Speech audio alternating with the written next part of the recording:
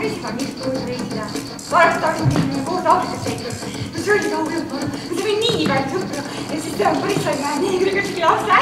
Praegu Maris ema kõrgutas neegri on Maris last päevus. Muidu see on lapsis. Metsatavast teab maad loomustanud. Ja siis on see saavitega enemaid jahi. Ja tõustada ka püssi lasta. See oli veel põgeema, sellepärast, et saavitega on tegelikult teatud. Niimoodi me ligi 2 kitsi tunnisime meie Marisega olime autokossis ja kogu aeg naedsime.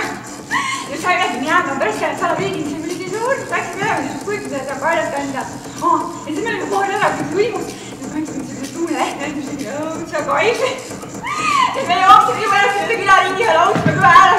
Need ka tähem naiste otsime enne tuulehtme koos. Unustusime, et see kohviks me hakkasime ära, kui maksma see ekat tegime. Pärast läde ja läksime tagasi ja... Aga ettekuldid ütleme täna, kui seda vajame. Ai, see oli siis juba see lootsis ja siis poolt üles alla, kui me põdeleme. Tegelikult minu hoopis Aafrika lihtsalt, minu Hiina lihtsalt rääkima. See oli ka juba, Põlis jäi veel lapse, noorega kellega.